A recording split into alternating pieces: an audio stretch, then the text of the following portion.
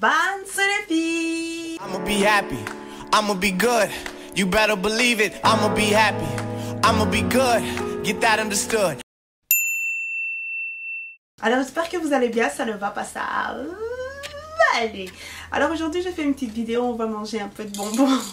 J'ai l'impression que chaque fois je ramène un nouveau truc, genre on fait mes ongles, on mange des bonbons. Mais bref, j'aime bien être assez chill avec vous tout simplement. J'apprécie beaucoup plus ce type de vidéo. Ouais voilà, moi je vais manger mes bonbons et en même temps je vais vous parler d'un truc. Oh là là les filles. Oh, alors je me réveille comme d'habitude, je prends mon téléphone, je vois quoi, un petit verset biblique, c'est très bien, amen, on aime bien.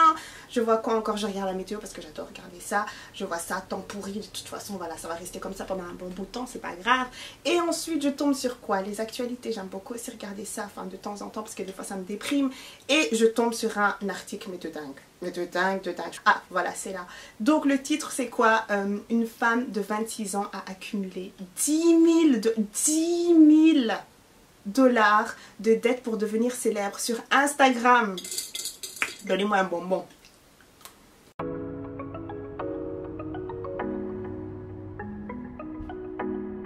Donc voilà, en gros elle enviait le style de vie des blogueuses tout simplement, des blogueuses mode. Donc ce qu'elle a commencé à faire c'est acheter des sacs de luxe, etc. Elle dépensait énormément par mois, enfin voilà, c'était vraiment de grosses sommes. Par mois elle devait faire au moins un voyage, par mois. On n'a pas dit pendant les vacances de... Non, par mois, ok. Donc voilà, juste pour pouvoir avoir du contenu sur sa page, etc.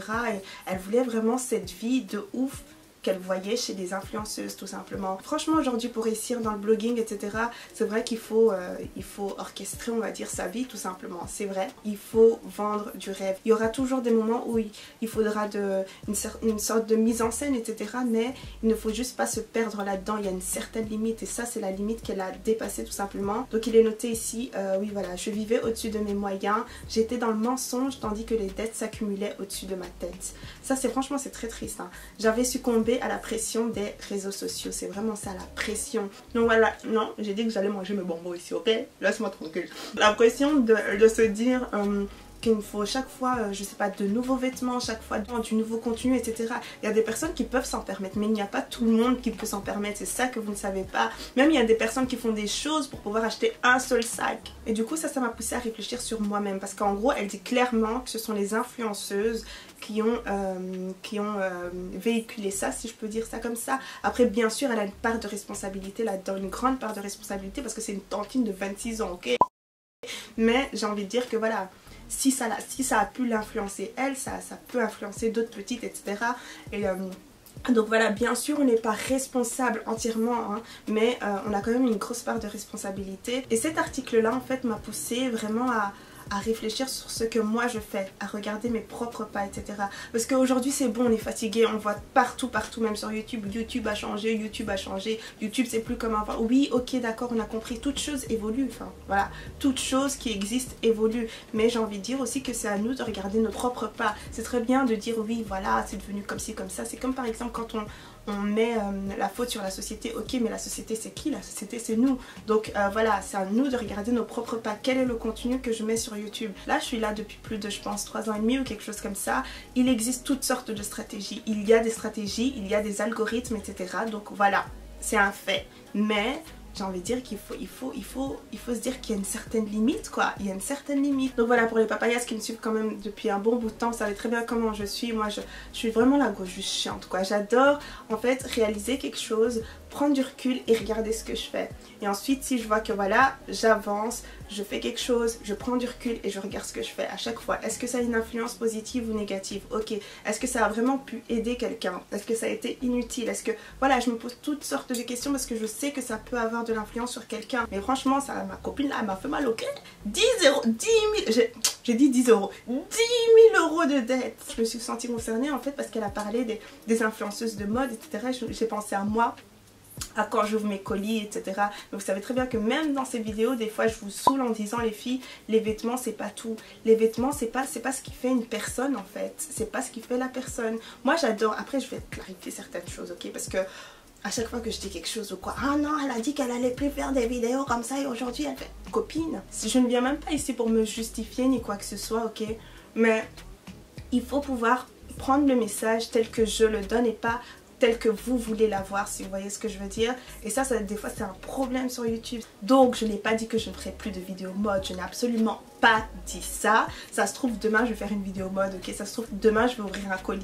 Je n'ai absolument pas dit ça, j'ai juste dit qu'il faut pouvoir avoir une certaine limite. Savoir ce qu'on fait, savoir l'influence qu'on aura derrière. S'il faut dire aux personnes 10 000 fois dans nos vidéos, écoutez les gars, achetez ce dont vous avez besoin réellement et pas tout ça parce que voilà, ça ne vous ramènera nulle part, et ben faites-le tout simplement. Donc voilà, cette vidéo là, seules les personnes qui comprendront réellement le message penseront que cette vidéo là est utile. Mais en tout cas, ce qui vous sera vraiment mais vraiment utile, c'est l'histoire de, comment elle s'appelle encore, Lisette Calvero aussi, c'est quoi? En gros, comment elle a fait pour accumuler les 10 000 €, c'est qu'elle avait en fait différentes cartes de crédit et à chaque fois elle achetait avec ses cartes de crédit et elle a voulu, je sais plus trop, postuler pour un job et en gros ils ont dû checker ses cartes de crédit ou quelque chose comme ça et ils se sont rendu compte en gros qu'elle avait plus de 10 000 $, pardon, de dette. Franchement j'ai médité là-dessus, oui j'ai médité là-dessus, ok, parce que 10 000 € c'est pas rien. Et je me suis dit voilà, comment est-ce qu'une personne puisse tomber aussi bas quoi. Et là je me suis dit que ça peut être que ça. Je me suis dit que ça peut être que ça, vraiment le fait de confondre les deux mondes, le fait de confondre le monde virtuel et le monde réel tout simplement, de ne pas faire la part des choses. C'est pas tout ce qui est virtuel qui est faux, mais je veux dire il y a quand même une grande partie voilà, où les personnes choisissent, enfin voilà, on a la possibilité en fait de sélectionner ce qu'on veut montrer. On a vraiment l'emprise sur notre vie.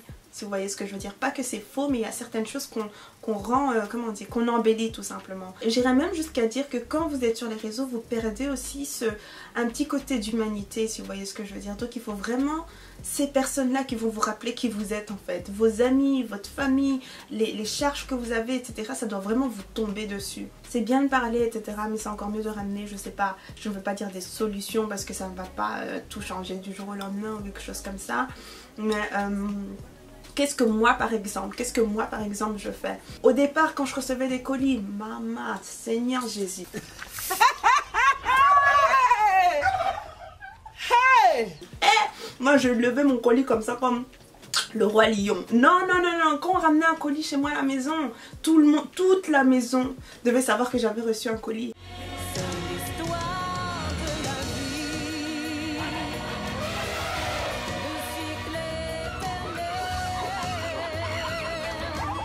J'ouvrais mes colis mais d'une rapidité les gars. Non, on pouvait pas me tester, vraiment ouvreuse de colis professionnelle, c'était moi. Il y a un certain moment où j'étais un peu déconnectée, si vous voyez ce que je veux dire. À force d'en recevoir, je l'ai laissé dans un coin de ma chambre. J'avais perdu, il y a un certain moment, ce petit sens de valeur. J'ai commencé à perdre cette excitation, cette gratitude de devoir recevoir des trucs gratuits, etc. J'ai commencé à perdre tout ça. Et voilà, je ne prenais même plus la peine de descendre chercher mes colis. C'est genre, voilà, ma mère, mes parents, etc. qui venaient me monter mes colis. Et ça c'était vraiment il y a quelques mois. C'était vraiment il y a quelques mois là. Maintenant je suis plus comme ça du tout, ok. C'est pour ça que c'est très important de prendre du recul sur ce qu'on fait. Donc quand c'est un cadeau de l'une de mes papayas ou quoi qui voulait absolument m'offrir un truc, et d'ailleurs ça me fait trop plaisir. Ça c'est un truc que je pourrais juste pas voilà, mettre dans un coin de ma chambre. Ça c'est plus les colis en fait, les gros colis voilà que je reçois. Et donc ce que je fais c'est que je lis la lettre d'abord, vraiment pour me secouer un peu et vraiment me dire ok non, c'est pas obligatoire en fait, tout ça n'est pas obligatoire, c'est genre tu as cette bénédiction en fait de pouvoir recevoir. Prends ça comme une bénédiction et pas comme un colis ou je ne sais quoi, parce que je sais très bien qu'il y a d'autres colis qui vont arriver, etc. Donc je pourrais très bien mettre ça de côté et de me dire ouais non c'est qu'un colis parmi les autres. Donc voilà, en faisant ça j'ai vraiment appris à être reconnaissante, à faire en sorte que ma tête ne gonfle pas quand on me fait des compliments ou je ne sais quoi. Et ça c'est, je dirais, une solution pour ne pas devoir se perdre entre les deux mondes et ne pas devoir perdre une certaine valeur des choses. Ou ce que je fais aussi dernièrement, ça vous allez me dire ouais mais Gloria et tout c'est pas facile, ça c'est ce que moi personnellement je fais. Je ne dis pas ça pour qu'on me jette des fleurs ou qu'on me dise oh, Gloria t'es une youtubeuse de dingue, Gloria on m'applaudit, non, moi je m'en... Voilà. Alors pour vraiment garder ce sens de valeur en fait, je donne aussi les vêtements que j'apprécie tout simplement. Après je ne vais pas dire que je donne tout mon armoire etc, c'est pas vrai du tout. Il y a beaucoup de choses que j'aime bien et que je garde, mais il y a aussi des choses que j'aime bien et que je donne. C'est pas seulement les vêtements que je n'aime pas ou les vêtements qui sont trop petits ou les vêtements que... Non. Vraiment, surtout quand j'ai dépensé de l'argent là-dedans tout simplement, pour vraiment me donner ce sens de valeur et de me dire que voilà, ça m'a coûté quelque chose. Vous n'êtes pas forcé de faire ça, ok, absolument pas. Ça c'est quelque chose qui m'est venu en tête et je me suis dit non, il faut absolument que je puisse faire ça parce que j'en avais envie. Donc voilà, après je ne vous dis absolument pas d'aller faire ci, d'aller faire ça parce que moi je suis la youtubeuse parfaite et que voilà. Non, pas du tout, mais absolument pas, ok, c'est juste moi qui est en train de partager un peu de moi, un peu du vrai moi tout simplement, et si ça peut inspirer en passant, ben c'est vraiment génial.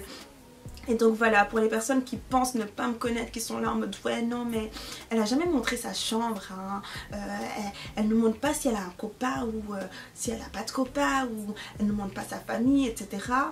Ça c'est pas ce qui fait ma personne, c'est pas ce qui fait Tiny Brown, c'est pas ce qui fait Gloria tout simplement. Ce qui fait vraiment Gloria, c'est ma manière de penser, et là je promets que avec tout ce que je dis, je donne vraiment un accès à ma personne. Je dirais que je suis beaucoup plus vulnérable en vous partageant ma manière de penser. Et donc voilà, j'espère que cette vidéo va pouvoir vous inspirer encore une fois, comme je l'ai dit.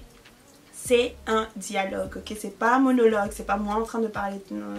En plus je parle trop, les gens sont fatigués de moi, mais c'est très important pour moi de devoir faire ce type de vidéo. Comme ça, je suis en règle avec ce que je fais. Comme ça, les gens me connaissent un peu plus. Comme ça, voilà, quand vous venez sur du Tiny Brown, vous avez du vrai tout simplement.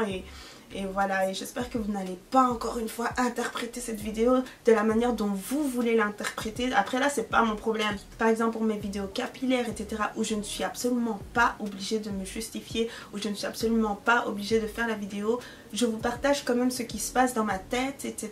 Et il y a encore ces personnes-là qui trouvent une certaine manière d'interpréter ce que moi j'ai dit, alors que... Je suis fatiguée, ok? Gloria est fatiguée, Gloria est faible. Donc, et donc voilà, ne soyez pas cette... Comment elle s'appelle? Hey, Chineke. Comment elle s'appelle encore? Laetitia, Lisette. Ne soyez pas cette Lisette, s'il vous plaît. Ne soyez pas éblouis par tout ce que vous voyez, s'il vous plaît. Arrêtez de dire que YouTube ça change. Oui, YouTube ça change, comme toutes sortes de choses. Les gens évoluent, les plateformes évoluent. Moi j'évolue, etc. Peut-être que ce que j'aime aujourd'hui, ce n'est pas forcément ce que je vais aimer demain. En ce moment je suis dans ma phase mode, etc. parce que je sais qu'il y a beaucoup de personnes qui apprécient ça. D'un côté oui, ça me fait des vues. D'un côté oui, je perds beaucoup d'argent, énormément d'argent. Mais je gagne aussi de l'argent, je calcule mes trucs, etc. Je fais pas n'importe quoi avec mon argent. J'essaye d'influencer positivement, j'essaye de donner des conseils positifs, constructifs, etc. Je fais de la beauté avec un grand B. J'ai besoin de bien sûr toucher quelques mots sur la manière dont vous pouvez vous habiller, etc. parce que je sais que ça va vous rendre beaucoup plus heureux, ça va vous donner une certaine confiance, etc. C'est pour ça que je le fais. Et en ce moment je vous des colliers, ça s'ouvre et puis ça sonne à ma porte, etc. J'essaye de faire du mieux que je peux pour pouvoir rester la personne que je suis. Ça c'est vraiment le plus important pour moi, ok? Donc voilà, dites-moi ce que vous en pensez, dites-moi ce que vous pensez de l'histoire de Lisette, là, notre copine Lisette. Hey Yako, c'est pas grave Lisette, hein? Elle a pu régler ses dettes, etc. en travaillant à fond et en mettant les réseaux sociaux de côté pendant un certain temps.